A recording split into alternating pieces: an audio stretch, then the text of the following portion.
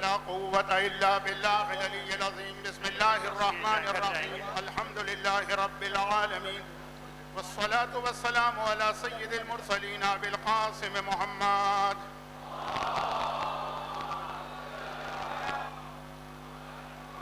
وآله الطيبين الطاهرين الذين أذهب الله عنهم الرجس وطهرهم تطهيرا.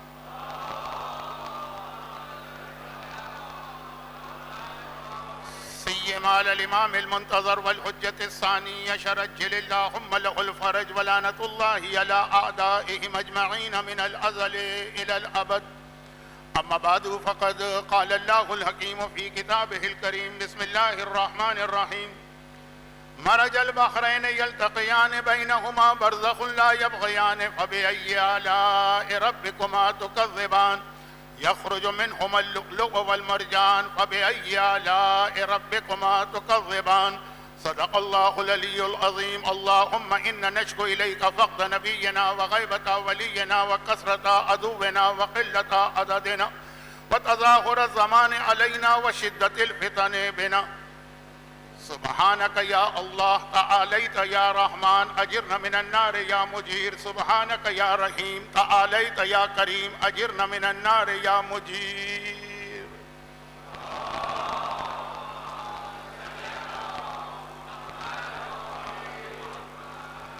موجودہ حالات میں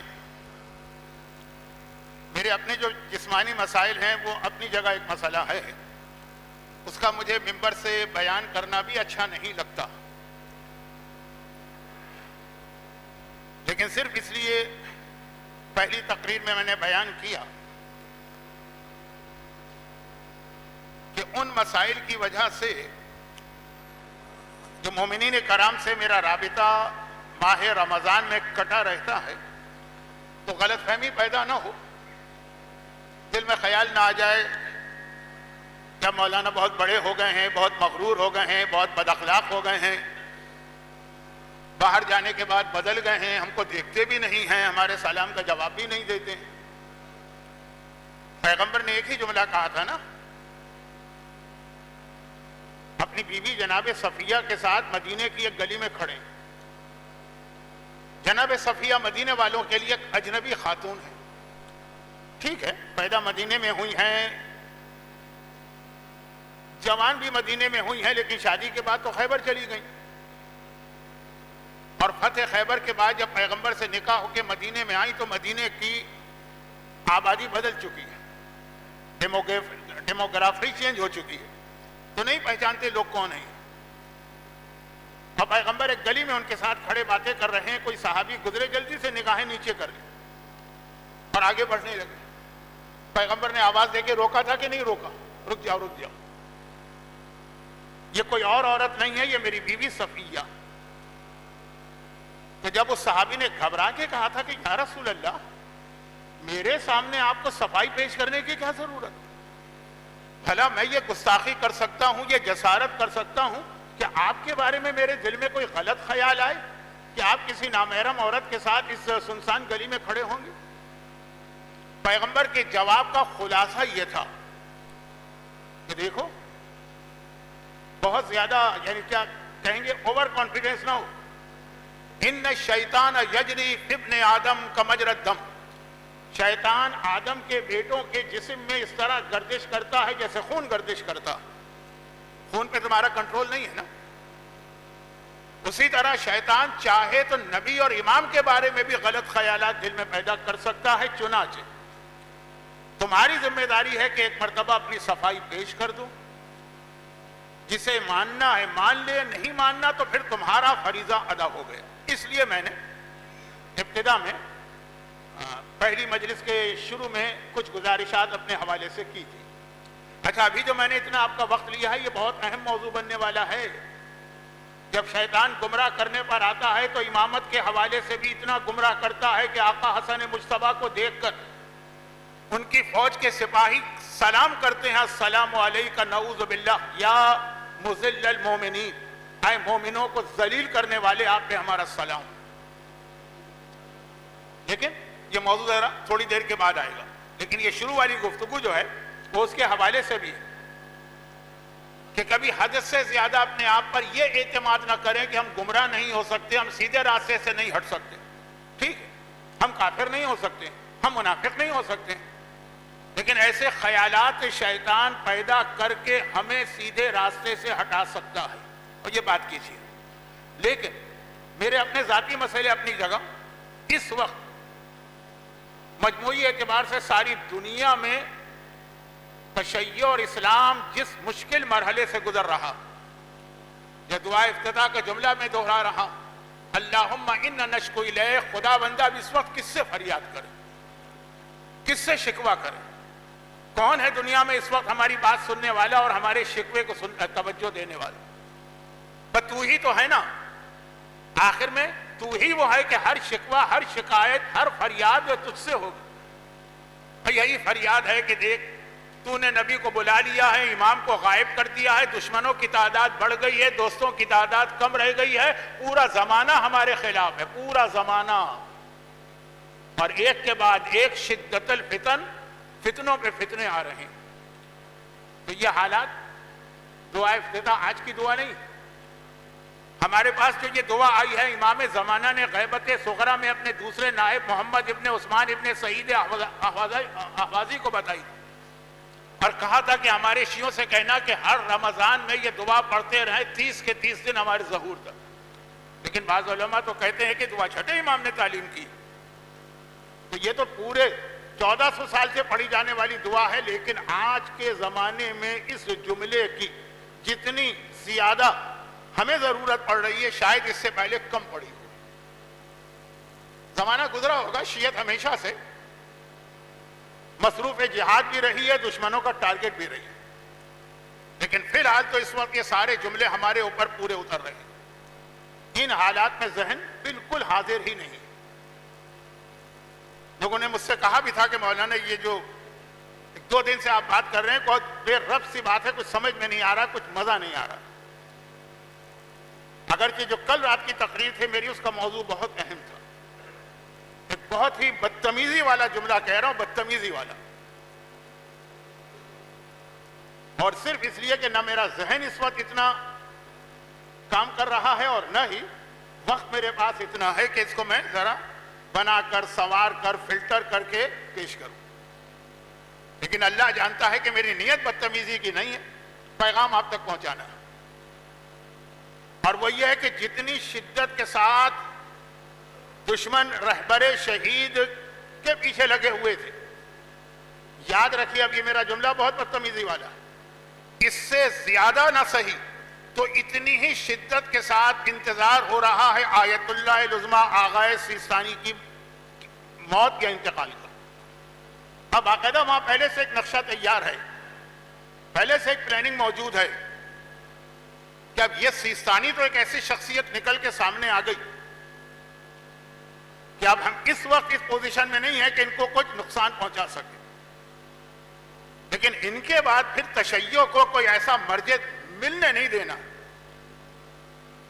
جو شیعت کو جوڑ سکے اور سیدھے راستے پہ چلا سکے. بہت بدتمیزی والا محاورہ ہے، جوتیوں میں دال بٹنا. پوری تیاری ہے بھئی، موت تو ایک حقیقت ہے، موت سے تو کوئی نہیں بچ سکتا ہے، نہ کوئی یہ سوچ سکتا ہے کہ وہ نہیں مرے گا. أَفَإِن مِتَّ فَهُمُ الْخَالِدُونَ. اے رسول اگر تمہیں موت آ رہی ہے تو کیا کوئی اور زندہ بچے گا؟ سورہ انبیاء میں خدا کا پیغام. وَمَا جَعَلْنَا لِبَشَرٍ مِّن قَبْلِكَ الْخُلْدَ فَإِن مِتَّ. اے رسول تم سے پہلے بھی کسی کو ہمیشہ کی زندگی نہیں ملی اور تم بھی مرحلے موت سے گزرو، تو نبی ہو کے، امام ہو کے، مرجع ہو. لیکن اب تیاریاں ہوتی ہیں. آپ نے دیکھا ہوگا نا کہ اگر کوئی بہت ہی مالدار باپ ہے تو اس کی زندگی میں ہی اس کے بیٹے تمنا کرنے لگتے ہیں کہ بڑے میاں ذرا جلدی سے کھسکیں تو ان کی جائیداد، ان کی دولت یہ ہمارے ہاتھ میں آئے. میں ذرا سے اس وقت جملے بنا سنوار نہیں پا رہا ہوں، کچھ میری ذہنی کیفیت، یہ جو حالات دنیا کے چل رہے ہیں، جو اتنا عظیم نقصان ہماری قوم کو ہوا، اور ماہ رمضان میں میرے روزے اس تمام بیماریوں کے ساتھ، اور آج وقت بھی ذرا کم رہ گیا. اس سے زیادہ باپ کے مرنے کا جس طرح سے وارثوں کو انتظار ہوتا ہے، اس سے زیادہ شدت کے ساتھ انتظار کیا جا رہا ہے کہ آغا سیستانی کے بعد کس طرح سے ٹکڑے ٹکڑے کیا جائے گا. رہبر شہید رہبر کا کے حالت کو ہم دیکھ رہے ہیں، اور پوری کوشش کی جا رہی ہے کہ کس طرح سے باہر سے حملے اپنی جگہ، ایران کے اندر سے مختلف گروہ تیار کر کے، وہ کہتے ہیں نا چکی کے دو پارٹوں کے بیچ میں کسی کو پیس دینا، کہ اندر بھی اتنے اختلافات پیدا کیے جائیں۔ ایران کے کچھ علاقے ایسے ہیں جو بہت ہی پرابلم والے علاقے ہیں، لیکن اس سے زیادہ انتظار آغا سیستانی کا ہے۔ عرب میڈیا تو آپ لوگ نہیں دیکھتے ہوں گے، لیکن ہم لوگ تو دیکھتے ہیں۔ سب سے زیادہ جو ہاٹ ٹاپک ڈسکس ہو رہا تھا شہید قائد سے پہلے تک، کہ آغا سیستانی کے بعد ہمیں کیا کرنا، کون مرجع بنے گا، کتنے مرجع بنائے جائیں گے، کیسے جھوٹے جھوٹے مرجع لائے جائیں گے، کس طرح سے ٹکڑوں ٹکڑوں میں تقسیم کیا جائے گا۔ تو یہ جو حالات ہمارے سامنے، اس کے پیش نظر جو میری کل رات کی مجلس تھی کہ مرجعیت کے خلاف، اور خاص طور پر شیخ طوسی کو ہدف بنا کر جو کچھ کیا جائے گا، تو ہوشیار رہیے، خبردار رہیے، متوجہ رہیے، جاگتے رہیے۔ میں زیادہ اس پہ بات نہیں کرنا چاہتا، آج تو ولادت کی رات ہے، گرچہ ان حالات میں جشن ولادت منانا کچھ لوگوں کو مناسب نہیں لگے گا، لیکن بہرحال مومن کی پہچان یہ کہ اگر اس کے گھر میں کوئی خوشی ہو اور معصوم کے گھر میں غم ہو تو وہ اپنی خوشی کو بھول جاتا ہے، معصوم کے غم میں شریک ہو، معصوم کا غم مناتا ہے، اور اس کے گھر میں کوئی غم ہو اور معصوم کے یہاں کوئی خوشی ہو تو وہ اپنے غم کو بھول کے معصوم کی خوشی میں شریک ہوتا ہے۔ لیکن یہ ون وے ٹریفک نہیں۔ پہلے امام معصوم نے ہم سے وعدہ کیا کہ ہم تمہاری خوشیوں میں شریک ہوتے ہیں اور ہم تمہارے غموں میں شریک ہوتے ہیں۔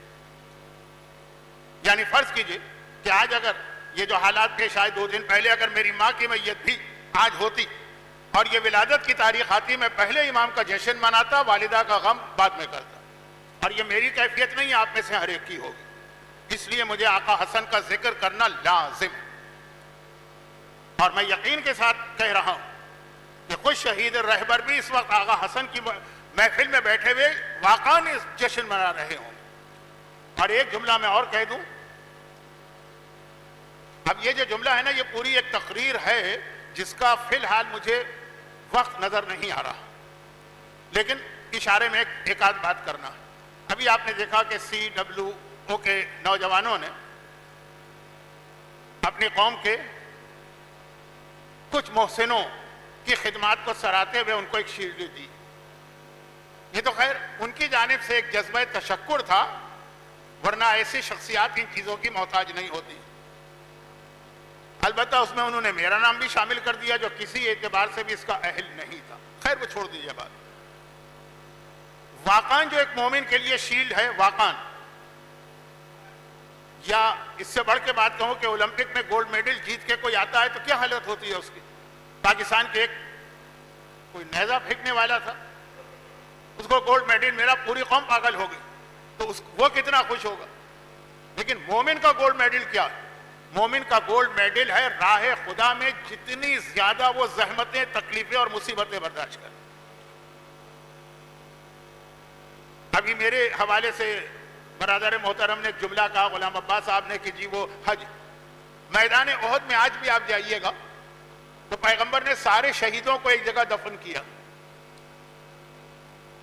جو ذرا سمجھدار نہیں، سمجھدار تو سب ہیں، لیکن جو اس وقت ذرا متوجہ ہیں وہ سمجھ رہے ہوں کہ جو بات بھی میں کہہ رہا ہوں کہ اس کے اندر سیرت حسن مجتبیٰ چھپی ہوئی ہے۔ آگے چل کے میں وضاحت کروں گا، لیکن یہ ساری چیزیں، چاہے وہ جناب صفیہ کا مدینے کی گلی والا واقعہ ہو، اور چاہے یہ جو میں ابھی چھوٹی سی ایک بات بتا رہا ہوں، یہ سب سیرت حسن مجتبیٰ۔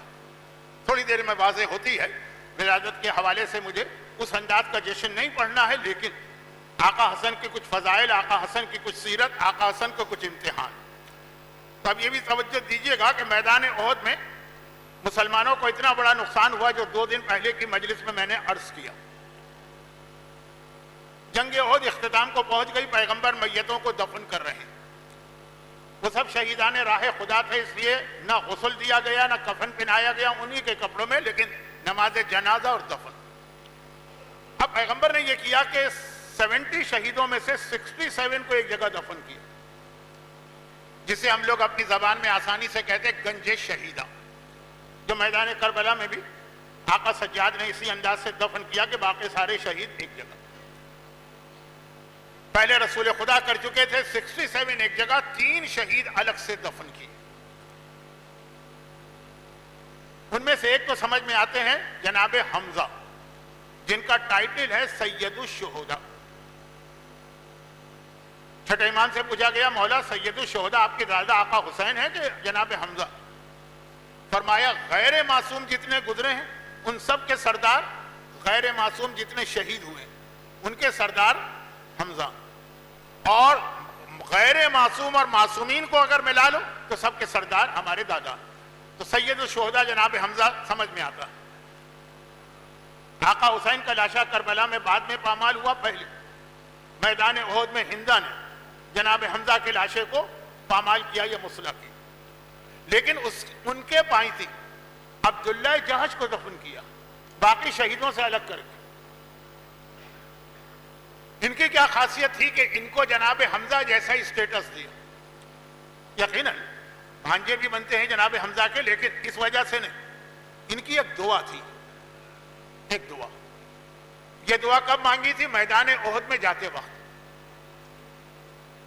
یہ تھے اور ان کے ایک ساتھی تھے، دونوں بیٹھ کے جب پیغمبر نے اعلان کر دیا نا کہ چلو میں احد کے میدان میں نکلو، وقت کم ہے، میں بہت سی باتیں بیچ میں کاٹ کاٹ کے آگے جا رہا ہوں. تو کہیے کہ برادر محترم غلام عباس بادامی صاحب نے سیرت رسول کی میری تقاریر کا ریفرنس دیا، پورا واقعہ آپ کو اس میں مل جائے گا.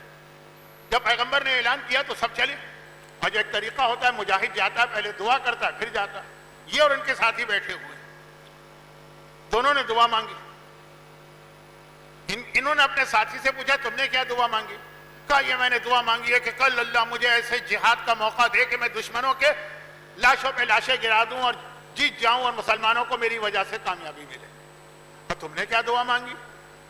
کہا میں نے یہ دعا نہیں مانگی، مجھے پتا ہے کہ جہاد اللہ، میری طاقت سے کوئی جنگ نہیں جیتی جائے گی، وہ اللہ ہی اس معاملے کو دیکھے گا، اللہ ہی فتح و نصرت دے گا، میری تلوار میں اتنی طاقت کہاں. میں نے تو یہ دعا مانگی ہے کہ خدا بندہ کل کا جب جہاد ہو تو میرا لاشا اتنا پامال ہو کہ ہاتھ پاؤں سینے کی ہڈیاں پسلیاں ٹانگیں سر زخموں سے چور چور، ایسا لاشا ہو کہ دیکھا نہ جائے، تاکہ قیامت کے میدان میں جب میں اس حالت میں جاؤں تو اللہ کے سامنے پیش کروں یہ زخم کے پروردگارہ تیرے دین کی خاطر میں نے یہ زخم برداشت کیے.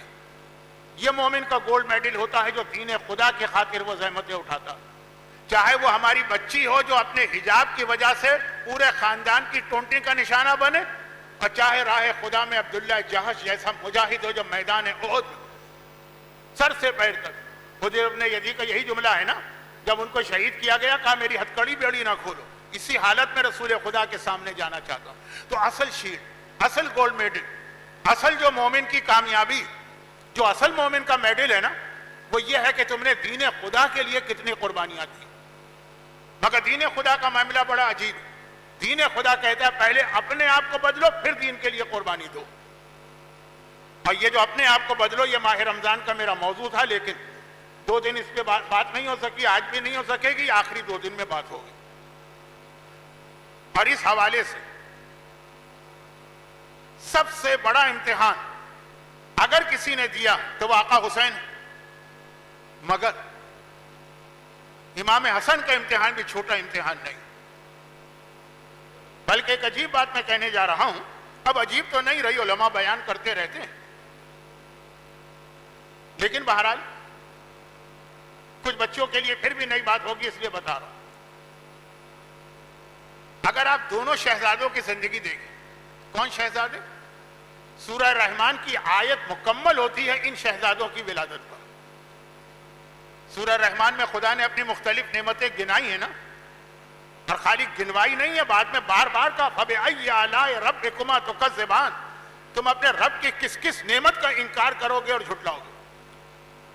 تو کسی نے امام معصوم سے پوچھا تھا فرزند رسول، قرآن ایک ایسی بات کہہ رہا کہ وہ ہماری سمجھ میں نہیں آ رہی ہے. ایک طرف ہمارا عقیدہ ہے، ایک طرف قرآن کا سورہ رحمان. سورہ رحمان ہمارے عقیدے سے ٹکرا رہا ہے. راوی کے جملے میں نہیں نقل کر رہا جو خلاصہ مفہوم ہے. یہ کیسے ہو سکتا ہے کہ ایک مومن کا عقیدہ اور قرآن ٹکرائے؟ لیکن اس نے کہا کہ مولا ہمارا ایک عقیدہ بھی ہے اور سورہ رحمان بھی ہم پڑھتے ہیں، ان دونوں میں ٹکراؤ۔ امام نے کہا کیا ٹکراؤ؟ کہا ہمارا عقیدہ یہ ہے، اور وہ بھی قرآن سے، کہ کائنات کی سب سے بڑی نعمت آپ اہل بیت ہیں۔ جب غدیر میں اعلان ہو گیا نا الیوم اکملت لکم دینکم واتممت علیکم نعمتی، سب سے بڑی نعمت تو یہ ہے وجود علی، ولایت علی، آل محمد۔ اور سورہ رحمان اللہ اپنی نعمتیں گنا رہا ہے، سب نعمتیں بتا دی، آپ کا تذکرہ ہی نہیں ہوا، چھوٹی چھوٹی نعمتیں گنائی جا رہی ہیں اور جو سب سے بڑی نعمت ہے اس کا ذکر نہیں۔ تو یا تو ہمارا عقیدہ غلط ہے کہ آپ اللہ کی سب سے بڑی نعمت ہیں، اور یا پھر سورہ رحمان میں اللہ کچھ بھول گیا۔ اب یہ جملہ جو میں نے کہا یہ خالی مذاق میں نہیں کہا، بعض مسلمانوں کے پاس ایسی احادیث موجود ہیں کہ اللہ بھی بہت سی باتیں بھول جاتا ہے۔ خیر، امام نے مسکرا کے کہا تو انہیں قرآن سمجھا ہی نہیں۔ خالی قرآن کو طوطے کی طرح رٹ کے پڑھنے کا نام قرآن نہیں، وہ بھی ایک بڑی عبادت ہے، بڑی عبادت ہے۔ جملہ عرض کر دوں، ذرا بے ترتیب ہے لیکن ہیں امام حسن کے واقعات۔ نہج البلاغہ میں مولا کے جو خطوط ہیں، لیٹرز، پارٹ 2 نہج البلاغہ کے 3 حصے ہیں نا، نمبر 1 میں خطبے ہیں، نمبر 2 خط ہیں، نمبر 3 نصیحتیں۔ تو پارٹ 2 میں لیٹر نمبر 31 پڑھیے گا۔ جنگ صفین سے واپسی میں مولا نے اپنے بیٹے امام حسن کو جن کا آج تذکرہ، ایک وصیت نامہ لکھوایا۔ اب بہرحال مولا کا ہر کلام کلام الامام ہے، لیکن یہ وصیت نامہ تو ایسا ہے کہ ہر باپ کو اپنے بیٹے تک یہ پہنچانا، زبانی نہیں، اس میں پریکٹیکل باتیں۔ باپ کی ذمہ داری کیا؟ بہت ساری چیزیں اس کے اندر مولا نے بتائی ہیں۔ کسی نے مجھ سے یہ کہا کہ مولانا 2 دن تو آپ نے کوئی ایسی وہ والی بات ہی نہیں کی جو رمضان میں ہم آپ سے سننا چاہتے ہیں اور ساری زندگی سنی، اور جیسا ابھی عباس بادامی صاحب نے کچھ تذکرہ کیا وہ میری پرانی تقاریر کا، 2 دن تو آپ موضوع پہ رہے نہیں، لیکن اگر رہے بھی تو صرف عورتوں کو ٹارگٹ کیا آپ نے اور ان کے حجاب پہ بات کر رہے تھے۔ اس کی ایک وجہ تو یہ ہے کہ چونکہ عورتیں خاص طور پہ رات کے 10 بجے کے پروگرام میں تو آتی نہیں ہیں، آنا چاہیے بھی نہیں ہے، رمضان کی ان کی اپنی مصروفیات، جو نہ ہو اس کو سنانا آسان ہوتا ہے، سامنے والے کو سنانا بڑا مشکل ہوتا ہے۔ ایسا گھور گھور کے لوگ دیکھنے لگتے ہیں کہ دل چاہتا ہے بس کسی طرح سے سر جھکا کے ممبر سے اتر جاؤ۔ لیکن یہ جو امام حسن کے نام وصیت، اس کا آخری 3-4 جملے دیکھی، مولا نے سب سے آخر میں جا کر کہا عورتوں کے حوالے سے میری نصیحت سنو۔ باپ بیٹے کو وصیت کر رہا، اور اس میں یہ ہے کہ فَإِنَّ شِدَّةَ الْحِجَابِ أَبْقَى عَلَيْهِنَّ، ان کے حجاب میں بہت شدید ہو جانا، یہ لفظ ہے شدت حجاب، جو نہج البلاغہ کا لفظ ہے، مولا نے اپنے بیٹے حسن کو بتایا۔ اور یہ چونکہ وصیت نامہ بہت بڑا ہے، آپ کہاں ڈھونڈیں گے تو بالکل اس کے آخری پیراگراف پہ جائیے گا، آپ کو ڈھونڈنے میں آسانی ہو جائے۔ فَإِنَّ شِدَّةَ الْحِجَابِ أَبْقَى عَلَيْهِنَّ، تمہاری عورتوں کا حجاب جتنا شدید ہوگا یہی ان کی عزت کو بچانے کا ذریعہ بنے۔ اور پھر مولا نے اگلا جملہ بھی بہت اہم کہا۔ آج ہماری پاکستانی قوم، اپنے اس مجمع کی بات نہیں کر رہا، اس کا بڑا پرابلم یہ بن گیا۔ امام نے کہا یاد رکھو تمہاری عورتوں کا گھر سے باہر جانا اتنا خطرناک نہیں ہے جتنا ادخال من لا یوسف، گھر میں ایسے لوگوں کو آنے دینا، اجازت دینا جو قابل بھروسہ بھی نہیں۔ بعض اوقات سگے رشتہ دار اس قابل نہیں ہوتے کہ آپ ان کو گھر میں آنے کی اجازت دیں، اور نامحرموں کی بات تو چھوڑی۔ یہ جملے میرا موضوع نہیں، لیکن 2 وجوہات سے جملے میری زبان پہ آ گئے۔ نمبر 1 کہ آخر 2 دن میں نے حجاب کی بات کی اور کوئی بات نہیں کی، نہ نماز، نہ روزہ، نہ واجبات، نہ داڑھی، نہ خمس، نہ اور کوئی موضوع نہیں۔ تو مولا کا سخت ترین حکم ہے اپنے بیٹے حسن کے نام کہ خالی حجاب نہ کرانا، شدت حجاب کرانا۔ اس کو شاید میں کل پرسوں تھوڑا سمجھاؤں۔ اور یاد رکھنا کہ خرابیاں اس میں پیدا نہیں ہوتی کہ عورت گھر سے نکلے، خرابی اس میں پیدا ہوتی ہے کہ دوست، رشتہ دار، نامحرم، کزن، دیور، بھاوج، فلاں، امکا ڈھمکا، یہ سب گھر میں آ رہے ہیں۔ اب یہ جملہ اور تشریح چاہتا ہے، لیکن حسن مجتبیٰ کی رات ہے، میں کہاں بھٹکا جا رہا ہوں، میں سیرت حسن میں تو ہوں لیکن سمجھا نہیں پا رہا ہوں، تو آگے بڑھی. پہلی بات یہ. اور دوسری بات، امام خمینی کا ایک بہت مشہور جملہ تھا. عراق ایران جنگ جب شروع ہوئی تھی یا انقلاب جب آیا تھا، جنگ سے بھی پہلے انقلاب میں کتنی جانیں گئیں؟ جانیں گئی نہیں ہیں، شہادتیں ہوئی. پھر عراق ایران جنگ میں قبرستان کے قبرستان بھر گئے. آج تو کچھ شہادتیں نہیں ہو رہی ہیں جو اس وقت ہوئی تھی. ابھی جماعت ثانی کو شہزادی ایک کائنات کی ولادت کے موقع پر امام خمینی خواتین سے خصوصی خطاب کرتے ہیں، جس میں سارے ایران کی منتخب خواتین آتی تھی. تو اس میں امام کا ایک جملہ تھا، امام خمینی کا، کہ یاد رکھو دشمن تمہارے شہیدوں کے خون سے اتنا نہیں ڈرتا جتنا تمہارے حجاب سے ڈرتا. جوانوں کے لاشوں پہ لاشیں گر جائیں، بستیاں اجڑ جائیں، گردنیں کٹ جائیں، خون بہہ جائے، وہ دشمن کو اتنا نقصان نہیں پہنچاتا جتنا تمہارے سر پہ موجود یہ اسکارف. ہم اور آپ کوئی بات کہیں، ہم کتنا دین کو سمجھتے ہیں اور کتنا دنیا کو سمجھتے ہیں. وہ یہ بات کہے جس نے دنیا کو ہلا کے رکھ دیا، دنیا کی تاریخ کو بدل دیا، کہ شہید کے خون کا اتنا فائدہ نہیں ہے جتنا عورت کے حجاب کا. اب یہ کیا ربط کیا مل رہا ہے ان تاریخوں سے؟ آخری جملہ، جب دشمنان اسلام ایران کے خلاف ساری سازشیں کر کے ناکام ہو گئے تھے، تو آپ دیکھ رہے ہیں پچھلے 3 سال سے پھر کیا مسئلہ چل رہا تھا. یہ جنگ سے پہلے کیا وہ محاسا امینی، وہ 22 سال کی لڑکی جس نے حجاب نہیں کیا تھا اور اسے گرفتار کیا گیا تھا، اور وہ اپنی بیماری کی وجہ سے خود مر گئی تھی. لیکن کتنا بڑا اس کو ایشو دنیا میں بنایا. وہاں سے جو سلسلہ شروع ہوا مسلسل یہ 3 سال، جب ساری سازشیں ناکام ہو گئیں تو عورت کے حجاب ہی کو ذریعہ بنایا شہید رہبر اور انقلاب ایران کے خلاف. ان کو بھی پتا کہ یہ حجاب کتنی بڑی طاقت ہے اگر عورت صحیح حجاب کرے. یہ میں جملے میں جا نہیں رہا ہوں، اس کی تشریح میں امام حسن کا ذکر براہ راست کیوں نہیں ہو رہا، یہ چھپا چھپا ذکر کیوں ہو رہا ہے. تو آ جائیے اصل موضوع پر. فرزند رسول ہر نعمت کا ذکر کر رہا ہے قرآن، چھوٹی بڑی، اتنی بڑی نعمت جو سب سے بڑی نعمت ہے کائنات کی، اور خود قرآن کہہ رہا ہے اتممت علیکم نعمتی ورضیت لکم الاسلام دینا، اس کا ذکر نہیں. امام نے فرمایا کہ خالی قرآن پڑھ لینا کافی نہیں، اس کو سمجھنا بھی. آقا حسن کے وصیت نامے کا ذکر کیوں آیا؟ اس لیے کہ مولا علی نے اپنے بیٹے حسن سے ایک عجیب جملہ کہا. یہ جملہ ہمارے اور آپ کے لیے، حسن کے لیے نہیں. آپ کو معلوم ہے نا کہ جب معصوم ایک دوسرے سے بات کرتے ہیں، اردو میں ایک محاورہ ہے لیکن مجھے اچھا نہیں لگ رہا اس موقع پہ بتانا. کبھی سمجھدار عورت بیٹی کو ڈانٹتی ہے اور سمجھاتی ہے لیکن سنا بہو کو رہی. کبھی بات جس سے کی جا رہی ہے اس کو نہیں سنایا جا رہا، سنایا کسی اور کو جا رہا. انبیاء کے واقعات میں بھی. خیر، تو خلاصہ یہ کہ آقا حسن سے مولا کہہ رہے ہیں بیٹا جب تو اس دنیا میں آیا اب میں نے تیری تعلیم شروع کی. حسن مجتبیٰ تعلیم کہاں سے شروع ہو رہی ہے؟ کیا امام معصوم کسی تعلیم کے محتاج ہیں؟ جی نہیں. اور خاص آقا حسن کے لیے تو ہم سوچ بھی نہیں سکتے، کسی اور کے لیے بھی نہیں سوچ سکتے، لیکن کسی اور امام کے لیے. مگر آقا حسن کے لیے تو سوال ہی نہیں ہے،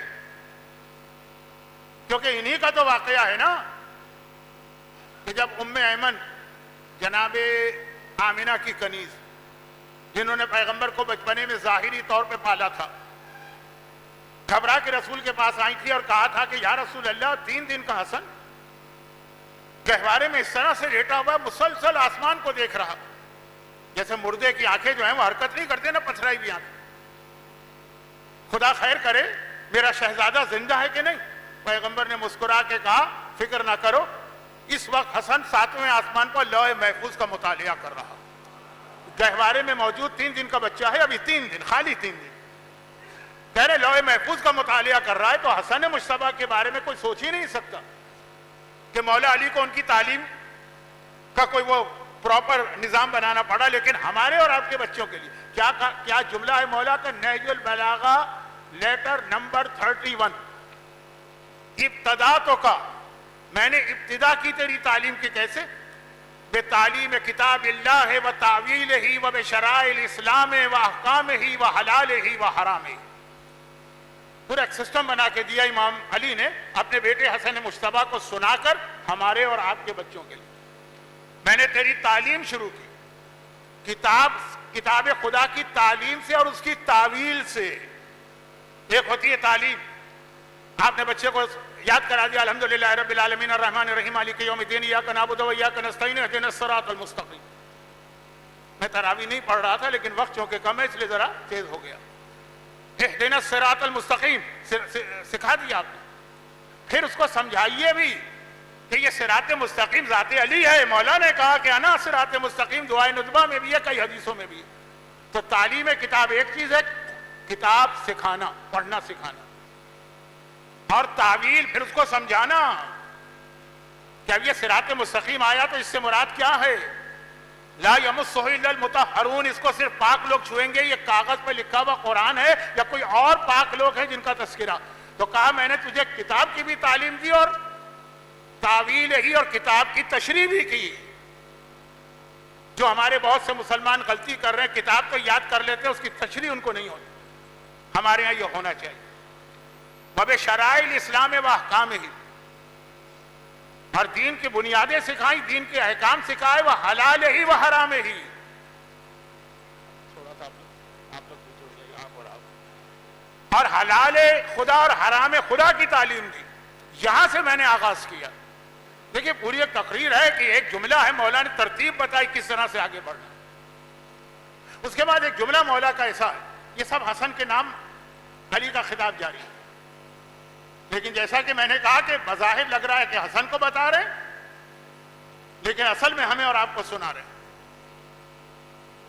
اس کے بعد ایک جملہ. اب اس کے بعد باقی بہت ساری باتیں اس میں آئیں, لیکن فوراً بعد مولا کا وہ جملہ آیا ہے جو آج بھی خدا ہے کہ نہیں, نہیں خدا تو ہے, ایک ہے کہ ایک سے زیادہ, توحید. اس کی ایک دلیلوں میں سے ایک دلیل یہ. اس کے فوراً بعد اسی میں جملہ, اور دیکھو اپنے رب کو یاد, اپنے اللہ کو یاد کرتے رہنا, اور وہی اکیلا ہے. اگر کوئی اور خدا ہوتا تو اس کی طرف سے بھی تو کوئی نبی آتا, کوئی پیغام آتا, اس کے بھی تو نمائندہ آتے.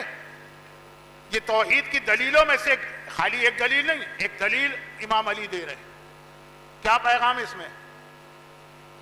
اس میں پیغام یہ ہے کہ اپنے بچوں کے عقائد کو بھی مضبوط کیجئے, کیونکہ اسی میں آگے چل کے ایک جملہ, بیٹا حسن جب تمہارے بچے چھوٹے ہوں اس وقت ان کو دلیل کے ذریعے سے اتنا مضبوط عقیدہ دے دو کہ پہاڑ اپنی جگہ سے ہل جائے, ان کا عقیدہ نہ ہلے. اور جملہ کہہ رہے ہیں کیونکہ بچہ اس زمین کی طرح ہے جس میں آج تک کوئی چیز نہیں بوئی گئی, بیج ڈالو گے فصل نکل آئی, اور اس تختی کی طرح ہے جس پہ آج تک کچھ نہیں لکھا گیا. یہ جملہ مولا کا اس وصیت نامے میں نہیں ہے, یہ نہج البلاغہ کی ایک اور وصیت میں. بچپنا بالکل اللہ نے اس کو معصوم دنیا میں بھیجا, اس بچے کو اللہ نے معصوم بھیجا. بالکل سمجھے کہ سفید کاغذ ہے, کورا کاغذ ہے, کچھ بھی نہیں لکھا. ایک ایسی زمین ہے جس میں آج تک کوئی بیج نہیں ڈالا گیا. وہ بہت زرخیز ہوتی ہے وہ زمین جس میں اس سے پہلے کوئی فصل نہ بوئی گئی ہو. جو تم بتاتے جاؤ گے وہ اس کے اوپر اس طرح سے ہوگا جیسے النقش فی الصغر کالنقش فی الحجر. بچپنے میں جو تعلیم ہوتی ہے وہ ایسا ہے جیسے پتھر کی لکیر, پتھر ٹوٹ جاتا ہے مٹ نہیں سکتا. اب یہ مولا صاحب حسن مجتبیٰ کو نہیں سنا رہے, ہمیں سنا رہے. بظاہر حسن سے بات ہو رہی. تو ہمارے یہاں ذرا سا ماہ رمضان میں میں نے دیکھا خوشی ہوتی جب میں یہاں گیٹ سے داخل ہوتا ہوں, راؤنڈ ٹیبل کلاس ختم ہوئی ہے, بچے بچیاں ان کی مائیں سب گزر رہا ہے مجموعہ. لیکن عقائد کی تعلیم بھی ہونی چاہیے, چاہے بہت ڈیٹیل میں نہ جائیں. مجھے خوشی ہے کہ CWO والوں نے ایک سلسلہ یہ بھی رکھا, پورا ماہ مبارک عقیدوں پہ مختلف, توحید, عدل, نبوت, امامت, قیامت, مختلف علماء کی تقریریں, اور اس کے بعد کوئز ہے, جو کچھ بھی ہے. لیکن ایک بہت بہت اہم حصہ بھائی آپ گھر میں بیٹھے آن لائن سن سکتے ہیں اور شریک ہو سکتے ہیں. یہ بھی ایک بہت بڑی ان کی خدمت ہے. خیر, یہ حسن مجتبیٰ عقیدے کے حوالے سے تعلیم دے رہے ہیں نہیں, بظاہر حسن سے بات کر رہے ہیں, ہمیں اور آپ کو بتا رہے ہیں کہ عقیدے کا صفحہ کوڑا نہیں ہونا چاہیے. اور خاص طور پر آج کے زمانے میں جب سوشل میڈیا کے ذریعے اتنے غلط عقیدے دشمنان اہل بیت پھیلا رہے ہیں. ہمارے بچوں کے پاس یہ معلومات ہونی چاہیے، یہ میرا کل کا موضوع ہے، کیونکہ آقا حسن آقا حسین دونوں نے جہاد کیا۔ حسین کا جہاد تھا، تیر ہیں، تلوار ہیں، زخم ہیں، برچیاں ہیں، پتھر مارے جا رہے ہیں۔ حسن کا جہاد اس سے بالکل مختلف۔ ایران کے مومنین اس وقت آقا حسین کے جہاد والے مرحلے سے گزر رہے ہیں، اب پاکستان کے مومنین آقا حسن والے جہاد سے گزر رہے ہیں۔ وہ ہے کیا، وہ کل آئے گا، اب وقت نہیں ہے۔ آقا حسن کا جہاد بہت عجیب جہاد تھا، یعنی ان پر جو ہتھیار پھینکے گئے وہ تیر و تلوار نہیں ہے۔ تبھی تو آقا حسن کے بارے میں کہتے ہیں دشمنان اہل بیت کے وزراء سے آرام پسند تھے، جنگ کرنا نہیں چاہتے تھے، چنانچہ انہوں نے مصالحت کر کے گھر میں خاموشی اختیار کی۔ نہیں، ان کے زمانے میں ان پر تو زیادہ خطرناک ہتھیار کا حملہ ہوا، جو آپ پر ہو رہا ہے، آپ کی عورتوں پر ہو رہا ہے، آپ کے بچوں پہ ہو رہا ہے۔ حسن مجتبیٰ کی سیرت کا یہ بہت اہم پہلو ہے، لیکن چونکہ کچھ آقا حسن کے فضائل بھی مجھے پڑھنا ہے، اس لیے یہ بات اب کل آئے گی کہ آقا حسن نے کیا جہاد کیا۔ اور آقا حسن کا جہاد آقا حسین کے جہاد سے بڑا نہ ہو تو اس کے برابر ضرور ہے، بلکہ آپ خود ہی اندازہ کریں، حسن نام عربی کا بہت عام لفظ ہے حسن، لیکن اللہ نے اس کو چھپا کے رکھا، ہر ایک کے سامنے ہے، کسی کا ذہن نہیں جا رہا۔ امام حسن کی ولادت سے پہلے کسی عرب نے اپنے بچے کا نام حسن نہیں رکھا، جبکہ اتنا عام سا عربی کا لفظ ہے یہ، ذہن ہی نہیں گیا۔ کبھی چیز سامنے ہوتی ہے لیکن اللہ چھپا دیتا۔ زمانے کا امام ہمارے سامنے ہو سکتا ہے، یہیں کہیں تشریف فرماؤ، لیکن ہم نہیں پہچان پا رہے۔ حسن کا نام تو یہ، حسین کا مطلب کیا؟ حسین کا مطلب ہے چھوٹا حسن۔ یہ جو لفظ حسین ہے نا، اس انداز کے جتنے لفظ آئیں گے ان کا ترجمہ ہوتا ہے چھوٹا۔ اس کو عربی میں کہتے ہیں تصغیر، چھوٹا۔ مثلا کمیل ایک لفظ ہے، کمیل چھوٹا، اور بہت سارے الفاظ ہیں، میں وقت آپ کا نہیں لینا چاہتا۔ تو حسین کا نام ہی یہ کہہ کر رکھا گیا کہ یہ چھوٹا حسن ہے، ذات حسن کی سامنے لائی گئی کہ حسن بڑا ہے، خالی عمر کے حوالے سے بھی نہیں، کچھ اور چیزیں بھی ہیں جو آ رہی ہیں۔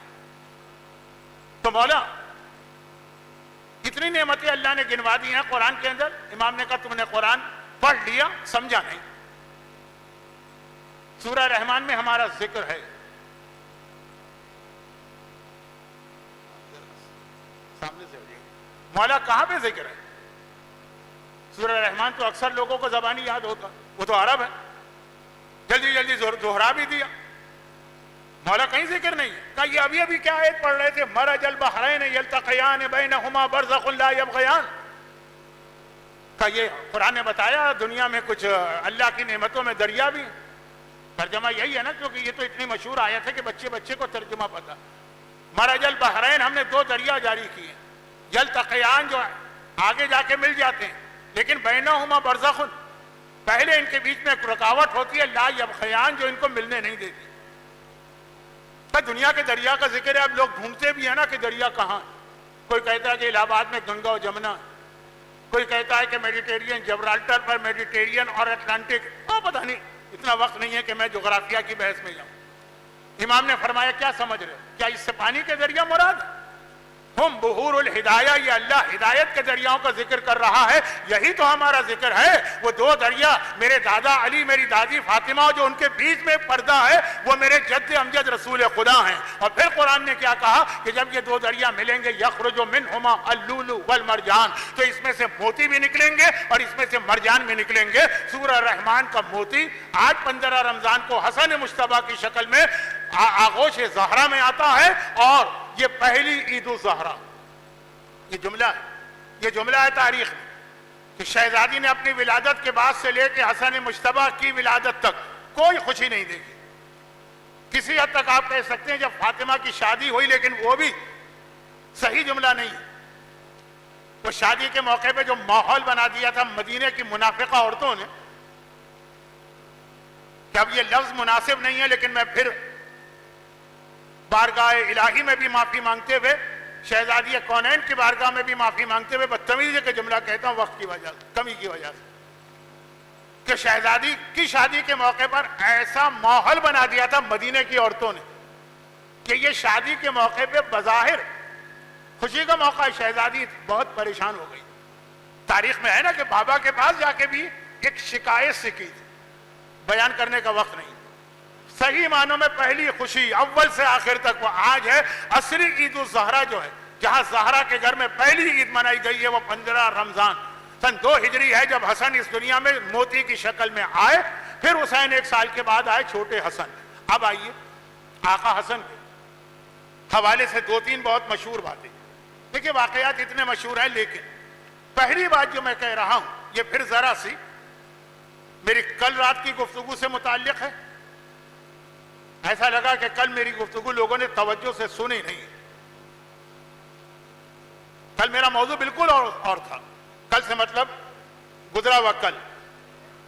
اور آج بھی میں نے شروع میں ایک بات کہی ہے اس سے متعلق، وہ یہ کہ بالکل شروع میں ہمارے سامنے آقا حسن کا جو واقعہ آقا حسین کے ساتھ آتا، بالکل شروع دونوں بھائیوں کا، وہ کیا ہے کہ ایک آدمی غلط وضو کر رہا ہے، شہزادے برداشت نہیں کر سکے، جا کے اس کے وضو کو ٹھیک کر رہے ہیں.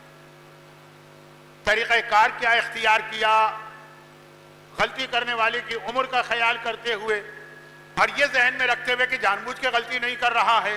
وہ سارے جتنے بھی فیکٹرز ہیں وہ اپنی جگہ، لیکن خلاصہ یہ کہ غلط وضو ہے، اس کو ٹھیک کرنا حسن کا کام، اس کو ٹھیک کرنا حسین کا کام، اس کو ٹھیک کرنا امامت کا کام. اگر میں اس ممبر پہ بیٹھ کے تقریر کے درمیان 15 منٹ وضو کے مسائل بیان کروں، لوگ کہیں گے کہ کوئی تقریر ہو رہی ہے، یہ کوئی بیان کرنے والے مسئلے کہ مسا 1 انگلی سے ہوتا ہے کہ 3 انگلی سے ہوتا ہے کہ سیدھا ہوتا ہے کہ الٹا ہوتا ہے، دونوں پیروں کا مسا ساتھ کر سکتے ہیں کہ پہلے سیدھے پھر الٹے کا. حسن مجتبیٰ کی سیرت کا جو بالکل شروع 2 واقعات آتے ہیں. پہلا واقعہ یہی ہے کہ مسائل کا بیان اور عبادتوں کو درست کرنا.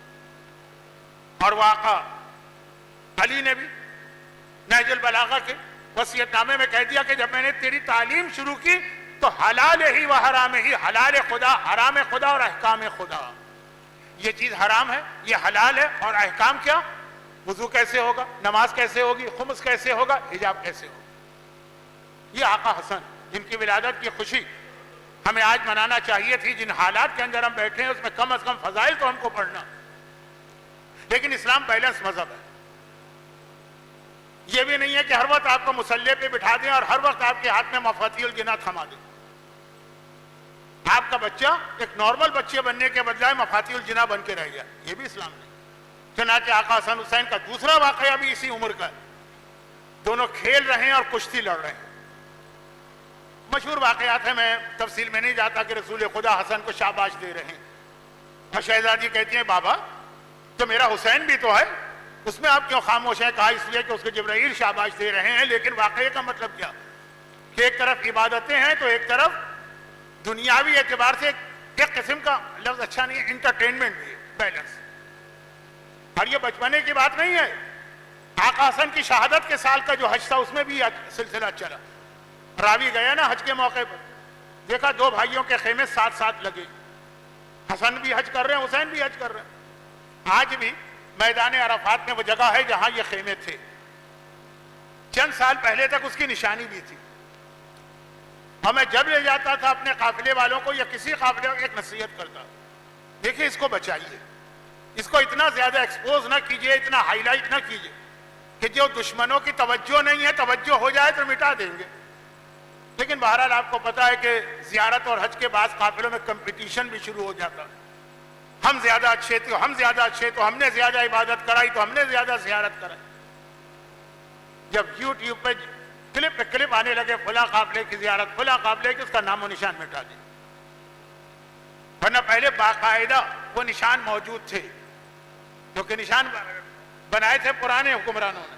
نئے حکمرانوں کو تو پتہ بھی نہیں تھا یہ کیا چیز ہے. خیر یہ تو ضمنی بات آ گئی. 2 بھائی، عرفات کا میدان حج کا اہم ترین دن ہے. اگر نارمل حالات ہوتے نا، یعنی ٹائم ہوتا تو میں ذرا اس کی تفصیل بھی بتاتا، لیکن وقت نہیں. اور میرا اندازہ ہے کہ اس مجمع میں 99% لوگوں نے حج یا عمرہ کیا. اب وہاں پہ 2 خیمے، وہ امام حسین کے خیمے میں پہلے گیا. اسی خیمے کی وہ دعا ہے جو ہم عرفات میں پڑھتے ہیں. گرچہ دعا کے وقت امام خیمے سے باہر آ گئے تھے، لیکن وہی جگہ تھی. اس کے بعد پھر وہ برابر میں دوسرے امام کا خیمہ، ہر امام کی زیارت کرنا ہے، حج بھی ہو رہا ہے، امام کی زیارت بھی، وہ امام حسن کے خیمے میں آئے، حیران ہو گئے. مشہور واقعہ ہے لیکن میں بتا رہا ہوں کہ یہ اصل اسلام بیلنس. دجال مت بنے، یک طرفہ اسلام نہ لیں. امام حسن کے خیمے میں آیا، وہاں پہ دیکھا کہ دسترخوان بچھا ہے، بہترین کھانے سجے ہوئے ہیں.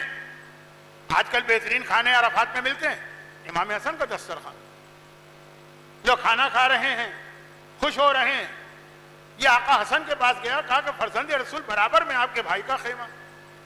میں وہاں گیا تو وہاں ایک عجیب تقوی اور عبادت کا ماحول تھا، نہ کھانا تھا نہ پینا تھا. عرفات کے میدان میں عرفات کے دن روزہ رکھنا جائز ہے، مکروہ ہے، حرام ہے، یہ فقہی بحثیں. روزے کی کیفیت اور دعاؤں پہ دعائیں، عبادت پہ عبادت، آنسوؤں پہ آنسو. آپ کے یہاں یہ کہ اللہ نے ہم دونوں کو اس امت کا امام اس طرح بنایا کہ جو لوگ دین میں بہت زیادہ زحمت برداشت کر سکتے ہیں ان کے لیے میرے بھائی کی سیرت ہے، اور جو دین میں سہولت اور نرمی چاہتے ہیں، جو اللہ بھی اجازت دیتا ہے، ان کے لیے میری سیرت. بچپنے کے اندر وضو اور کشتی مینس کھیل، وہاں سے لے کے شہادت کے سال تک. بعض مومنین ہیں آپ ان کو پوری رات شب قدر دعائیں پڑھا لیجئے، وہ خوش ہوتے ہیں. بعض مومنین آدھے گھنٹے کے بعد تھک جاتے ہیں. بند کر دو دعائیں، آرام کر لو. بے توجہی سے کیے جانے والے ساری رات کے اعمال سے بہتر وہ آدھے گھنٹے کا عمل ہے جو توجہ سے کیا جائے. یہ نہج البلاغہ میں مولا کا فرمان ہے، اگر میں شہادت کی مجلس سے پڑھ رہا ہوتا 19، 20، 21 رمضان کی تو یہ فرمان پڑھتا. مختصر عبادت جو نشاط کے ساتھ فریش ہو کے کی جائے اس عبادت سے بہتر ہے جو بے دلی سے کی جائے. کیونکہ مجھے تو بہت یہ واسطہ پڑتا ہے نا. اب آج کل کم ہے جب سے موبائل آ گئے. پہلے تو تھا کہ امام حسین کی دعا ہم لوگ شروع کرتے تھے، عرفات میں لوگ جوش میں شریک ہوتے تھے.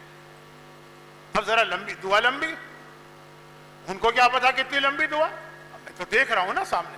آج کل تو میری آئی سائٹ بہت ویک ہو گئی ہے، مجھے یہ گھڑی نظر آ رہی ہے، اس کی سوئیاں نظر نہیں آ رہی کہ وہ کیا بجا رہی ہیں. کبھی کبھار اس لیے لیٹ ہو جاتا ہے کہ پتہ ہی نہیں چلتا کیا بج رہا ہے. تو خیر خلاصہ یہ ہے کہ دیکھ رہا ہوں جب مومنین بیٹھے ہیں، آدھے مومنین سن رہے ہیں، آدھے مومنین کتاب کے پیجز پلٹ رہے ہیں، کتنے پیج رہ گئے، کتنے پیج رہ گئے، کتنے پیج رہ گئے. اس سے بہتر ہے دعا نہ پڑھو، جاؤ آرام سے جا کے سو جاؤ. لیکن یہ آج کا موضوع نہیں. موضوع یہ ہے کہ امام حسن کی ذات امام حسین کے ساتھ مل کر اسلام کو مکمل کر رہی ہے. اور خاص یہ پہلو کہ اسلام کے اندر عبادت اپنی جگہ پر ہے. اسی لیے مولا علی نے بھی کہا کہ دین کے احکام بھی بتائے، حلال بھی بتایا، اور حلال چیزیں بھی اپنی جگہ پر. اب آ جائیے اس کے بعد ایک بہت اہم مجھے واقعہ بھی پڑھنا تھا امام حسن کا، نہیں اس کے ذریعے میں امام حسن تک جاتا. علامہ طالب جوہری مرحوم اپنے طالب علمی کا جو ایک واقعہ سنایا کرتے، بڑے مزے کا واقعہ. آج نہیں تو کل صحیح، اگر کل میں زندہ رہا تو کل صحیح. لیکن اس واقعے کا خلاصہ یہ ہے کہ معصوم کے جو فرمان ہوتے ہیں اس کے ہر لفظ کی ایک اہمیت ہوتی ہے.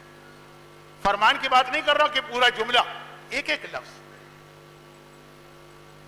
اگر آپ مس کر گئے، یہ اس طرح نہیں ہے جیسے آپ کوئی اخبار کی خبر پڑھیں یا کوئی ناول پڑھیں کہ سرسری آپ نے صفحے پہ نگاہ ڈالی، سمجھ گئے کہ کیا کہا جا رہا ہے، مگر ایک ایک لفظ. تو خیر وہ تو بہت اچھا، بہت ایک مزیدار واقعہ ہے اگر آپ نے پہلے نہیں سنا، کیونکہ اس سے آج آغا سیستانی کا بھی فتویٰ ہے، مرحوم آغا خوئی کا بھی فتویٰ تھا، اور خود آغا محسن حکیم کا فتویٰ اسی سے بنا جو علامہ طالب جوہری کوٹ کرتے ہیں. لیکن وہ اپنی جگہ. معصوم کا فرمان. کون معصوم؟ سید المعصومی، ابو المعصومی، یعنی رسول خدا کا ایک فرمان تھا، فرمایا الحسن والحسین سیدہ شباب اہل الجنہ و ابوہما خیر منہما. جنت کے جوانوں کے سردار ہیں، ان کا بابا ان سے بہتر ہے. مولا علی باقی 11 اماموں کے برابر نہیں ہے، بے شک اولنا اوسطنا آخرنا کلنا سب کے سب محمد ہیں، لیکن رتبے میں رسول کا رتبہ سب سے بلند، پھر مولا علی ہے، پھر 11 امام آتے ہیں. چنانچہ کچھ خاصیتیں مولا علی کے لیے ہیں جو باقی امام کے لیے بھی آپ نہیں کہہ سکتے. آپ زیارت امین اللہ تو پڑھتے رہتے ہیں، شروع میں آپ کو بتایا جاتا ہے کہ مولا کے روضے پہ پڑھو تو کہو السلام علیکہ یا امیر المومنین، کسی اور امام کے روضے پہ پڑھو تو کہو السلام علیکہ یا حجت اللہ، کیونکہ امیر المومنین کا ٹائٹل صرف علی کے لیے ہے، یہ حسن اور حسین کے لیے بھی نہیں۔ تو کچھ خصوصیتیں، انہی میں سے ایک وہ خصوصیت ہے جو بہت مشہور واقعہ ہے، مجھے پڑھنا تھا لیکن چونکہ مشہور بھی بہت ہے اور وقت بھی نہیں، تو جب اتنا مشہور ہے اور تو مجھے کیوں پڑھنا تھا؟ کیونکہ اس میں تربیت اولاد کا ایک پیغام آتا جو میرا اصل موضوع بنے گا کل کے دن۔ بہت ہی مختصر، اگر مشہور واقعہ ہے معذرت کے ساتھ، بہت ہی مختصر بھی اگر عرض کروں تو اتنا، شہزادی فاطمہ، اچھا یہ یاد رکھیے گا یہ جملہ آقا حسین کے لیے نہیں، بہت سارے ایسے فضائل ہیں جو آقا حسین کے لیے نہیں، آقا حسن کے لیے، اس میں یہ بھی وضو والا واقعہ دونوں بھائیوں کا ہے، کشتی لڑنے کا واقعہ دونوں بھائیوں کا ہے، نانا کی پشت پر حالت سجدے میں سوار ہونے کا واقعہ دونوں بھائیوں کا ہے۔ ہمارے ہاں صرف امام حسین کے حوالے سے پڑھا جاتا ہے، نہیں دونوں بھائیوں کا۔ رسول خطبہ دے رہے ہیں، دونوں شہزادے نکلے، ابا کے دامن میں پاؤں الجھا، وہ اصل میں امام حسن ہے لیکن حسین ساتھ میں، دونوں بھائیوں کا واقعہ۔ یہ واقعہ صرف امام حسن کا، کیونکہ وہ بڑے تھے، پہلے دنیا میں آئے تھے۔ شہزادی بھیجتی ہے مسجد روزانہ، کب بھیجتی ہیں؟ جو روزانہ پیغمبر کا ایک ٹائم تھا نا کہ اتنے بجے پیغمبر مسجد میں ایک تقریر کرتے ہیں، مثلا بطور مثال کہہ رہا ہوں کہ روزانہ صبح 10 بجے پیغمبر کا خطاب ہے، شہزادی اپنے حجرے میں حسن کو بھیجتے ہیں، جاؤ سنو نانا نے کیا کہا۔ گئے، سنا، بہت مشہور واقعہ ہے اس لیے میں اس کی تفصیلات میں نہیں جا رہا، شارٹ کر رہا ہوں۔ واپس آئے، جیسے ہی آئے ماں نے پوچھا بیٹا حسن مجھے بتاؤ آج نانا نے ممبر پہ کیا کہا۔ حسن مجتبیٰ کے لیے کرسی رکھی گئی چھوٹی سی، حسن نے پوری تقریر سنائی، بہت مشہور۔ لیکن اس کے بعد والا ٹکڑا جو آپ کو پتہ ہی، آپ سمجھ گئے میں کیا کہنا چاہتا ہوں، نتیجہ میں بھی نکالنا چاہتا ہوں، ابھی نتیجے کی بات نہیں، واقعے کی بات، سمجھ گئے آپ، سمجھ گئے کہ اس کے بعد کیا مرحلہ۔ مولا علی تو مسجد سے چلے جاتے ہیں یہودی کے باغ میں یا جہاں کام کرنا، شام کو آتے ہیں تو شہزادی کہتی ہیں کہ آج میرے بابا نے مدینے میں یہ کہا تھا نا مسجد، ظاہری اعتبار سے مولا کہتے ہیں کہ آپ کو کیسے پتا چلا؟ تو گھر میں بیٹھی، کہا کہ میرے حسن نے آ کے سنایا، 1 دن 2 دن 10 دن 15 دن، لفظ بلفظ۔ اب بات یہاں لفظ بلفظ کی اور حافظے کی نہیں ہو رہی ہے، خصوصیات معصومین کی نہیں ہو رہی۔ مولا علی کی خواہش پیدا ہوئی نا کہ میں بھی سننا چاہتا ہوں، میرا بیٹا حسن کس طرح بیان کرتا ہے۔ شہزادی نے کہا کہ ویسے وہ آپ کے سامنے بول نہیں پائے گا، ذرا شرمائے گا۔ کہا ٹھیک، آج میں جیسے ہی تقریر ختم ہوگی باہر نہیں جاؤں گا، سیدھا حجرے میں آ جاؤں گا، پردے کے پیچھے بیٹھ جاؤں گا۔ حسن آئے، بہت مشہور، یعنی مجھ سے واقعہ مکمل نہیں کیا جا رہا، اسی طرح جا کے بیٹھ گئے کرسی پہ۔ ماں نے کہا بیٹا سناؤ، کیا سنا نانا بابا سے؟ بیان کرنا شروع کیا اور حسن کی زبان لڑکھڑانے لگی، دوبارہ کوشش کی، دوبارہ لڑکھڑانے لگی، بے اختیار فریاد کی کہ یا امی یتلجلج لسانی لعل سیدی یرانی، اماں آج تو میری زبان اس طرح لڑکھڑا رہی ہے جیسے میرا سید و سردار کہیں سے مجھے دیکھ رہا۔ بھئی یہ جملہ سننا تھا کہ مولا علی مسکراتے ہوئے پردہ ہٹا کے باہر آئے، بیٹے کو گلے سے لگایا۔ یہ واقعہ آپ نے سنا، اس میں 1 نہیں 2 نہیں 3 تو بہت اہم پیغام۔ پہلا پیغام یہ ہے کہ یہ ماؤں کی ذمہ داریاں ہیں کہ وہ اپنی اولاد کو، چاہے وہ حسن جیسی معصوم اولاد ہو جسے کسی تعلیم کی ضرورت نہیں ہے، جس کی وہی شان ہے جو علی کی شان تھی۔ ولادت کے بعد جو پیغمبر کی گود میں گئے تو پیغمبر نے کہا سناؤ، تو کہا کیا سناؤں؟ کہا قرآن سناؤ۔ مولا نے نازل ہونے سے پہلے قرآن سنا دیا۔ یہی حسن کی بھی خاصیت ہے، ضرورت نہیں ہے لیکن ایک سنت قائم کرنا ہے ہمارے اور آپ کے گھروں میں۔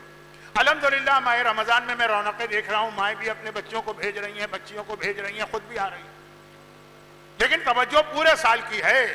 نمبر 2، پھر یہ بھی دیکھنا ہے کیا سیکھ کے آئی، خالی بھیج دینا کافی نہیں ہے، اس کے بعد فالو کرنا۔ یہ پیغمبر کا بہت اہم جملہ ہے، کل میں بتاؤں گا، آج وقت نہیں رہا، کہ جو یہ نہیں کریں گے جو والدین، انہم بری منی وانا برا منہم، وہ مجھ سے بیزار ہیں اور میں ان کی شکلوں سے بیزار ہوں۔ یہ پیغمبر فرما رہے ہیں مومن والدین کے لیے۔ لیکن وہ واقعہ میں نے چھوڑ دیا کیونکہ ٹائم نہیں ہے اور اس کا آقا حسن سے براہ راست تعلق نہیں، پیغام یہی۔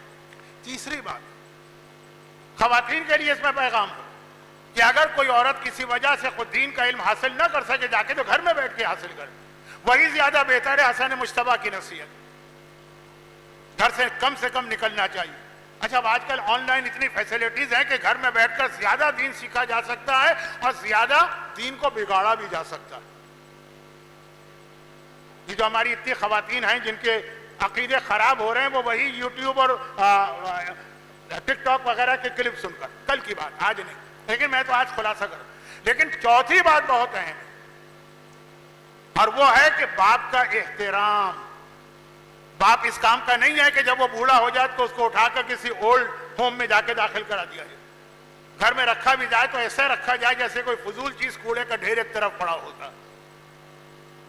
اب میں ایک واقعہ اپنے ایک دوست کا سنا رہا ہوں اور بہت احتیاط کے ساتھ، لوگ ویسے ہی علماء کے خلاف ہوتے ہیں، اس قسم کے واقعات ان کو اور موقع دیتے ہیں، لیکن بتانا یہ ہے کہ شیطان گمراہ تو ہر ایک کو کر سکتا ہے۔ میرے ایک ساتھی تھے، پھر وہ گئے نجف میں، وہاں بہت پہلے کی بات ہو رہی ہے یہ، کہ جس وقت کی میں بات کر رہا ہوں براہ راست صدام کی حکومت بھی قائم نہیں ہوئی تھی، حسن البکر کی حکومت، گئے وہاں کی تعلیم حاصل کی، واپس آئے۔ یہ تھے ایک عالم گھرانے کے، ان کے باپ بھی ایک عالم تھے جنہوں نے یہیں پاکستان کے مدرسوں میں تعلیم حاصل کی اور اچھے خطیب تھے۔ اب یہ بیٹا پڑھ کے آیا اور اتنا بڑا ہو گیا۔ پنجاب کا ایک رواج ہے کہ وہاں پہ ایک مقرر تقریر نہیں کرتا، جلسے ہوتے ہیں۔ عام مجلسوں کی بھی بات کر رہا ہوں، احتجاجی جلسوں کی نہیں، 4 5 6 خطیب تقریر کریں گے۔ اب یہ نجف سے پڑھ کے آئے ہیں، عالم بن کے آئے ہیں۔ ہمارے یہاں تو ایک زمانے میں تصور یہ تھا، ایک زمانے جو نجف سے پڑھ کے آئے وہ مجتہد بن کے آتا ہے۔ ان کو بھی بلایا گیا، ان کے والد تو ہر سال جاتے تھے۔ جب وہ وہاں پہنچے تو انتظامیہ سے انہوں نے پہلی شرط یہ لگائی کہ میری تقریر بعد میں ہوگی، میرے والد کی پہلے ہوگی، کیونکہ وہ کراچی میں پڑھے ہوئے اور میں نجف سے پڑھ کے آیا۔ اب میں ان سے بڑا ہو چکا ہوں، اب میں ان سے پہلے تقریر نہیں کروں۔ یہ ایک عالم گھرانے کے، ایک نجف کے فارغ التحصیل عالم کی بات ہو رہی ہے۔ اور آج کل تو میں منظر اپنی آنکھوں سے دیکھ رہا ہوں، ماں بوڑھی ہوئی، باپ بوڑھا ہوا۔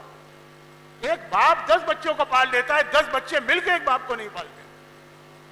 یہ حسن مجتبیٰ کی سیرت کا واقعہ خالی اولاد کی تربیت کی طرف نہیں ہے، اس میں باپ کی اہمیت خالی احساس ہوا کہ کہیں نہ کہیں میرا باپ ہے۔ یتلجلج لسانی لعل سیدی یرانی، مجھے لگ رہا ہے کہ میرا آقا و سردار مجھے دیکھ رہا ہے۔ باپ کا لفظ بھی نہیں کہا۔ اور یاد رکھیے اس میں جو ایک لفظ آیا یہ بہت اہم لفظ ہے۔ اب یہاں پہ میں پھر ڈر گیا کہیں ایسا تو نہ ہو کہ امام حسن کے فضائل بیان کرتے ہوئے آقا حسین کی توہین ہو رہی ہے۔ اب جو چند جملے آخری ختم ہو رہی ہے بات۔ امام حسن کا بیان ابھی باقی، بہت سے فضائل کے نقطے اور واقعات کل آ جائیں گے، لیکن یہ والی بات تو مکمل کروں، اور وہ یہ کہ اگر آپ دونوں بھائیوں کی سیرت دیکھیں گے نا تو ہر جگہ آپ کو آقا حسن آقا حسین سے آگے اور بڑے نظر آئیں گے، عمر میں نہیں اور چیزوں میں بھی۔ تو اب جو میں پہلے ایک بات کہتے رک گیا، اس کو پورا کر کے اس جملے کی مختصر وضاحت کروں، موقع ملا تو تفصیل کل آئے گی، تفصیل بہت اہم ہے۔ معصوم کا ہر جملہ اہم ہوتا ہے۔ پیغمبر نے فرمایا کہ جنت کے جوانوں کے سردار ہیں، ان کا بابا ان سے بہتر ہے۔ ہما امامان، اور میرے یہ دونوں بیٹے امام ہیں، قامہ اور قعدہ، چاہے کھڑے ہوں چاہے بیٹھ جائیں۔ اب یہاں کھڑا ہونے کسے کہتے، بیٹھنا کسے کہتے؟ کھڑے ہونے اور بیٹھنے کا امامت سے کیا تعلق ہے؟ یہ اپنی جگہ۔ اس کے بعد پھر ایک لفظ آتا ہے جس کو دیکھ کر ہمارے کچھ بھائی مسلمان فرقے والے وہ دوسری طرف چلے گئے۔ کچھ مسلمانوں کیا جیسے فضائل رسول بس یہی اسی کا نام ہے، زلفیں کیسی تھی اور بال کیسے تھے اور ہونٹ کیسے تھے اور رخسار کیسے تھے اور جسمانی فضائل، لباس کیسے پہنتے تھے اور شلوار کیسی ہوتی تھی اور ساری چیزیں، وہ ایک الگ موضوع ہے۔ اسی طرح یہ، اور میرا بیٹا حسن میرے آدھے جسم کا وارث ہے، یا مشابہ ہے، اور بیٹا حسین باقی نچلے جسم کا۔ اب جائیے باقی مسلمانوں کے دیکھیے، اس کے حوالے سے کبھی پیغمبر کی نعوذ باللہ ناف کا تذکرہ ہو رہا ہے، کبھی پیٹ کا تذکرہ ہو رہا ہے، کبھی سینے کا، کبھی پیر کیسے تھے تو حسین کے پیر کیسے تھے۔ کیا یہ پیغام دیا جا رہا؟ الفاظ، یہاں پہ پھر وہی بات ہوتی ہے نا جو امام نے اس آدمی سے کہی، قرآن کے الفاظ پڑھنا کافی نہیں، سمجھ کہ کہہ کیا رہا ہے قرآن۔ یہیں پہ ہمیں ضرورت پڑتی ہے مرجع وقت کی۔ خالی چیٹ جی پی ٹی وغیرہ سے آپ حدیثیں نہیں اخذ کر سکتے ہیں، آج کل یہ بھی ایک فیشن چلا ہے نا۔ خیر، ہمارے یہاں آپ کو پتا ہے ممبروں پہ آپ سنتے رہتے ہیں، مجھے بیان کرنے کی ضرورت نہیں۔ پیغمبر کا آدھا جسم حسن جیسا، آدھا حسین جیسا، لیکن آدھا آدھا بھی کس طرح؟ اوپر کا جسم حسن جیسا، نیچے کا جسم حسین جیسا۔ اوپر کے جسم میں ہاتھ ہوتے ہیں، نیچے کے جسم میں پیر ہوتے ہیں۔ اوپر کے جسم میں ہاتھ ہوتے ہیں اور زبان ہوتی ہے، نیچے کے جسم میں پیر ہوتے ہیں۔ میدان میں جنگ کرنے کے لیے پیروں سے چل کے جانا پڑتا، اور صلح نامے پہ دستخط کرنے کے لیے ہاتھوں کو حرکت دینا پڑتی۔ اپنے جسم کے دو حصے کی تقسیم نہیں کی ہے، اپنی رسالت کے دو حصے کیے ہیں۔ جب صلح حدیبیہ کا موقع آئے گا تو حسن میرا وارث بنے گا، جب بدر و احد جیسی جنگ۔ لیکن قرآن نے کیا کہا؟ اگر فرض کر لو کہ دو خدا ہوتے، اگر فرض کر لو کہ اے حبیب تم شرک کرتے، فرض کر کے تو آپ اتنی بڑی بات بھی کہہ سکتے ہیں نا، دو خدا، رسول شرک کریں۔ فرض کیجئے آج ایران اس وقت ایک مرتبہ مصالحت کی میز پہ جا کے بیٹھ جائے کہ جو کچھ ہوا ہم بھی بھول جاتے ہیں، آپ بھی بھول جائیے، آج ہم آپ سے مصالحت کرنا چاہتے ہیں، اے امریکہ، اے اسرائیل، آؤ ہم اور تم دونوں جو ہے تعلقات بحال کرتے ہیں۔ فرض کیجئے ایسا ہو، آپ کو 90% مومنین نظر آئیں گے کہ ان کی وہی کیفیت ہوگی جو صلح حدیبیہ کے وقت عام مسلمانوں کی تھی، کہ پھر یہ ساری قربانیاں کس لیے، پھر یہ ساری تبلیغات کس لیے؟ دیکھا جھک گئے نا، دیکھا ڈر گئے نا، دیکھا طاقت کے سامنے سر جھکا لیا نا، دیکھا اتنی بڑی قربانی کو نظر انداز کر دیا نا، یہی کہا جائے گا نا۔ ایسے ہی جھکنا تھا تو پہلے اتنا زیادہ نعوذ باللہ اکڑ کے کیوں کھڑے ہوئے؟ یہ میں عام لوگوں کی جملے کہہ رہا ہوں۔ اگر آج کہیں کہ ٹھیک ہے بھائی جو اب ہو گیا تو ہو گیا، کتنا طنز ٹونٹنگ، مخالفت، گالیاں، برا بھلا کہنا، یہ تو ہوگا اگر ایک مرجع یا آیت اللہ لیول کے علماء ایران میں یہ فیصلہ کر لیں۔ وہاں امام حسن نے جب یہ فیصلہ کیا کہ مجھے معاویہ سے صلح کرنا، آپ اندازہ نہیں کر سکتے کہ اس وقت ایک بڑی تعداد میں شیعوں کی کیفیت کیا تھی۔ یہاں تک کہا گیا کہ آپ کے بابا اتنی کامیابیاں حاصل کر چکے تھے، جب مولا علی کو شہید کیا گیا نا تو مولا نے معاویہ کے خلاف جنگ کے لیے پورا نیا لشکر تیار کر لیا تھا، عید کے فوراً بعد نکلنا تھا، 10 دن پہلے شہید ہو۔ باپ نے تو اتنا بڑا جہاد کیا حاکم شام کے خلاف،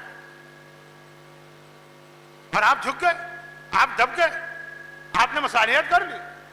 کوئی یہ بھی نہیں پوچھتا، اس وقت پوچھ رہا تھا، آج معلوم ہے ہم کو، کیونکہ آج ہمارا اور امام حسن کا 1000 سال کا فرق آ گیا۔ ٹائم گزرنے کے بعد بہت سی چیزیں سمجھ میں آتی۔ مثلا چھوٹی سی مثال دے دوں، بہت بچوں جیسی، مرحوم آیت اللہ خوئی کی زندگی میں کتنی ان کی مخالفت نہ کی گئی، کیسا ان کی توہین نہ کی گئی۔ آج 30 سال ہو گئے، اب پتہ چل رہا ہے ان کی عظمت ان لوگوں کو بھی جو ان کے مخالف تھے۔ میں اس جملے کی تشریح میں نہیں جا رہا ہوں، وقت نہیں، وقت گزرنے کے بعد پھر بھی کچھ چیزیں سمجھ میں آتی ہیں، لیکن عین موقع پر حسن مجتبیٰ کو اتنا بڑا یہ امتحان دینا پڑا۔ حسین نے جہاد کیا، سب نے کہا، یعنی سب سے مطلب صاحبان ایمان، کہ واقعا آقا حسین نے اپنے باپ علی کی شجاعت دکھا دی۔ یہ ہوتی ہے امامت کی شان، جان دے دیں گے لیکن دشمن کے آگے نہیں جھکیں گے۔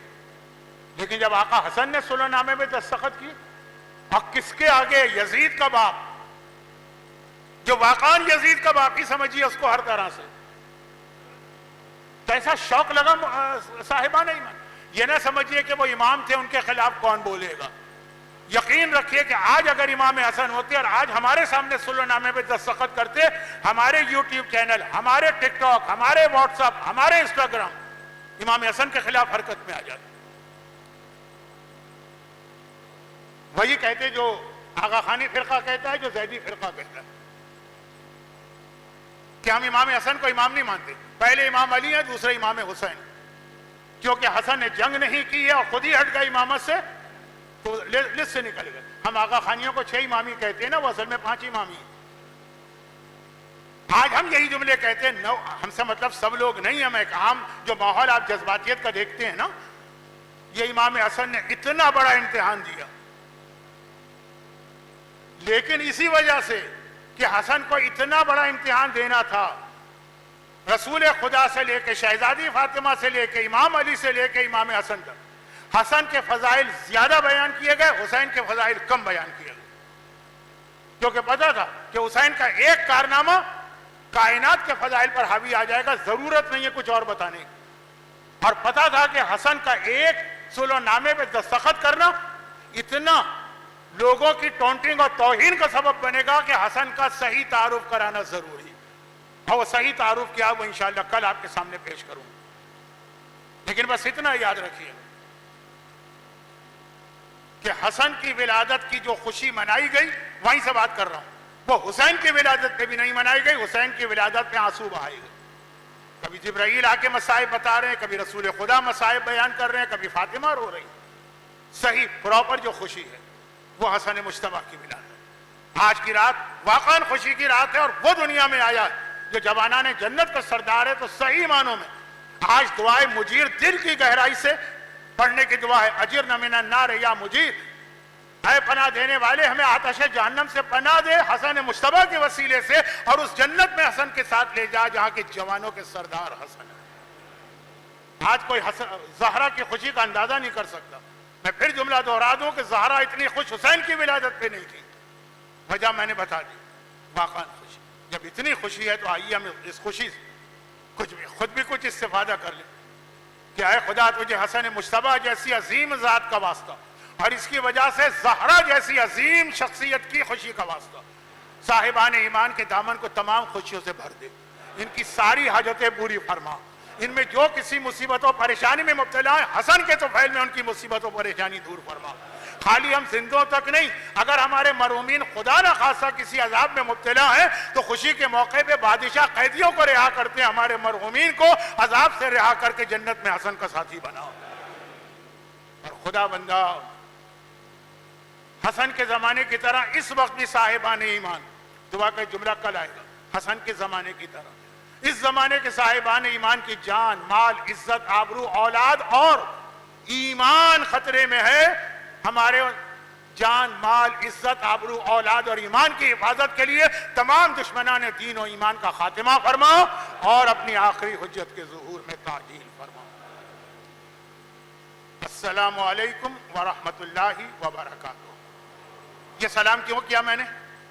میری آئی سائٹ بہت ویک ہے، جب میں آتا ہوں مجھے نظر نہیں آتا، کئی لوگ سلام کرتے ہیں میں دیکھ نہیں پاتا ہوں، تو سمجھتے ہوں گے کہ مولانا اتنے مغرور ہیں، جن کو میں نہیں دیکھ پایا ان سب کے سلام کا میں نے جواب دیا ہے۔ ربنا تقبل منا انک انت السمیع العلیم۔